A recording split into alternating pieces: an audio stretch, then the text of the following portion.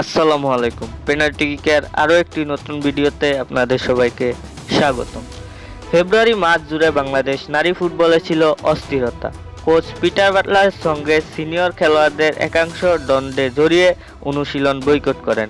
পরে তাদের রেখে নতুন খেলোয়াড়দের নিয়ে অনুশীলন করে সংযুক্ত আরব আমিরাত সফরে যান বাটলার। সেখানে 2 ম্যাচ খেলে দুটোতেই হারে বাংলাদেশ, যার প্রভাবে ফিফা র্যাঙ্কিংয়ে পিছিয়ে পড়েছে এক ধাপ। সর্বশেষ প্রকাশিত ফিফা র্যাঙ্কিংয়ে এক ধাপ পিছিয়ে 133তম স্থানে নেমে গেছে বাংলাদেশ নারী ফুটবল দল। আগের তুলনায় তাদের 6 পয়েন্ট কমে তাদের বর্তমান রেটিং 1092। সাম্প্রতিক পারফরমেন্স, বিশেষ করে সংযুক্ত আরব আমিরাতের বিপক্ষে 2টি ম্যাচে টানা পরাজয়ের কারণে হয়েছে এই অবনতি। যদিও এই 2 ম্যাচের মধ্যে প্রথমটি ছিল ফিফা উইন্ডোর মধ্যে, তাই সে ম্যাচের ফলাফলই এখানে বিবেচিত হয়েছে।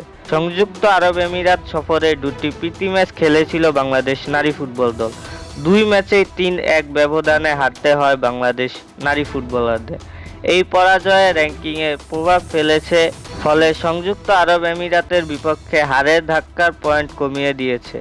তবে বাংলাদেশ দল সামনে আরও ভালো পারফরমেন্সের মাধ্যমে র্যাঙ্কিং উন্নতির লক্ষ্য নিয়ে এগোতে চায়। আসন্ন আন্তর্জাতিক ম্যাচগুলোতে তাই ভালো ফলাফল করলে পুনরায় উন্নতি সম্ভব হবে।